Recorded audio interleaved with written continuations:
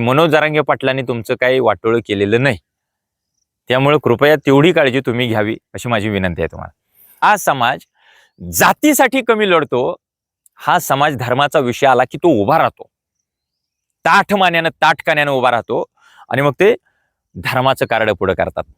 आम्ही काही हिंदू नाही का?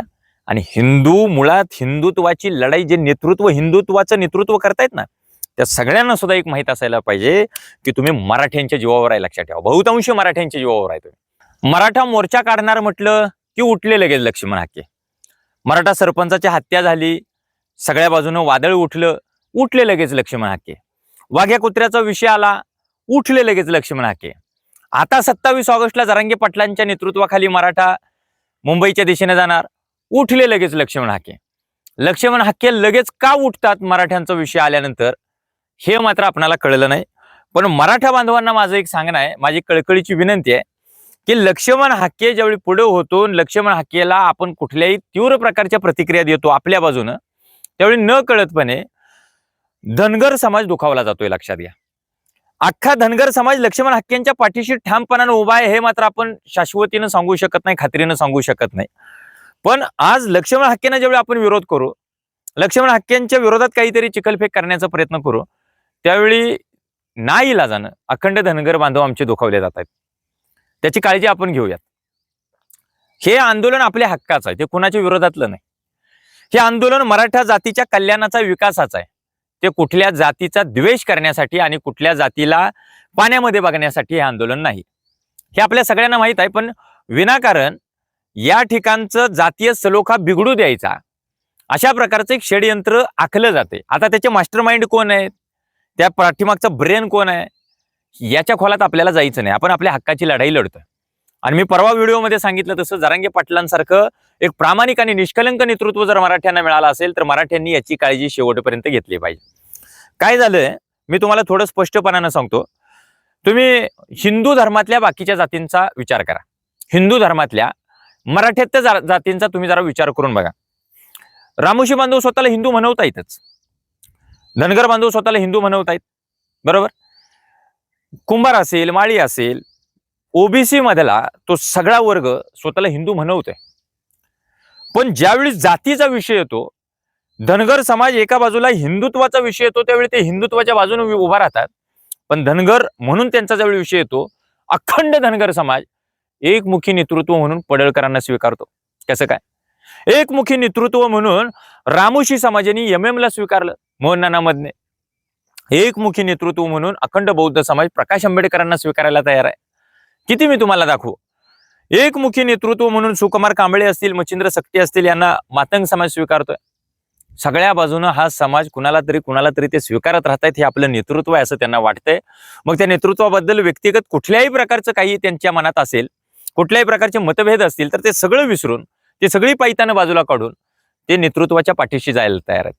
मग ज्यावेळी एकमुखी नेतृत्व महाराष्ट्रात आम्हाला मिळते मनोज जरांगे पाटील मराठ्यांना, त्यावेळी मराठ्यांमध्ये एवढा फुटीरतावाद का? मराठी मग नेमकं कुणाचं ऐकताय? मराठ्यांना नेमकं हवंय तरी काय?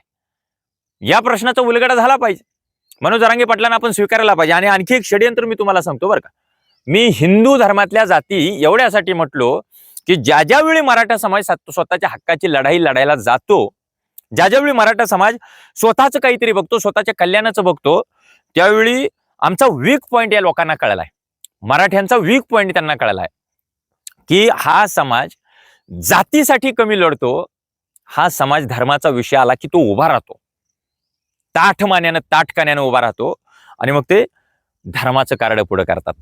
आम्ही काही हिंदू नाही का? आणि हिंदू मुळात हिंदुत्वाची लढाई जे नेतृत्व हिंदुत्वाचं नेतृत्व करतायत ना, त्या सगळ्यांना सुद्धा एक माहित असायला पाहिजे की तुम्ही मराठ्यांच्या जीवावर आहे, लक्षात ठेवा, बहुतांश मराठ्यांच्या जीवावर आहे तुम्ही। त्यामुळं ज्यावेळी जातीचा विषय येतो त्यावेळी पूर्ण जातीचा आपण विचार करायला पाहिजे। आपण काही कुठल्या जातीशी फटकून वागलो का? आणि कुठल्या जातीशी फटकून वागायचा उद्देश तरी आहे का या आंदोलनाच्या माध्यमातून? नाही ना।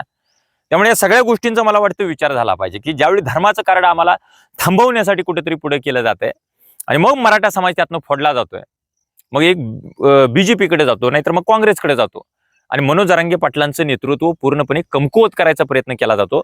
तर या सगळ्या गोष्टींचा आम्ही बारकाईने विचार केला पाहिजे। 27 ऑगस्टला मनोज जरांगे पाटील जर मोर्चा काढणार आहेत, तर त्यांचे हात बळकट करण्यासाठी आणि तुमच्या माझ्या येणाऱ्या पुढच्या सगळ्या पिढ्या शाबूत राहण्यासाठी, त्या पिढ्यांच्या कल्याणासाठी, त्या पिढ्यांच्या सुरक्षेसाठी आपण निश्चितपणाने त्या मोर्चात उतरायला पाहिजे.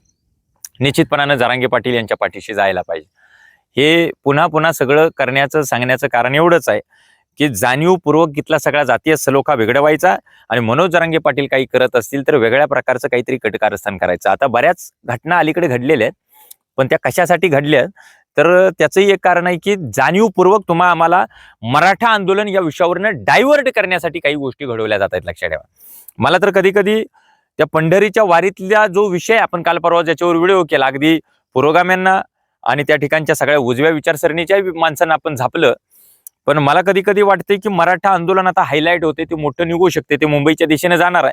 मग मराठा तिथून डायव्हर्ट कसा करायचा, तर वेगळा विषय त्यांच्यासमोर टाकायचा आणि लोक मग तिथं गुंतून राहतील. मनोज जरांगे पाटलांचा विषय बाजूला पडेल, आंदोलन हा विषय बाजूला पडेल. पण आपल्याला पुन्हा पुन्हा आठवलं पाहिजे, मराठा मराठा मराठा मराठा एवढं आठवलं पाहिजे. लक्षात ठेवा, एवढंच आठवलं पाहिजे. मराठा की ताकद से पूरा ब्रह्मांड डोलता है, ये हम नहीं हमारा इतिहास बोलता है.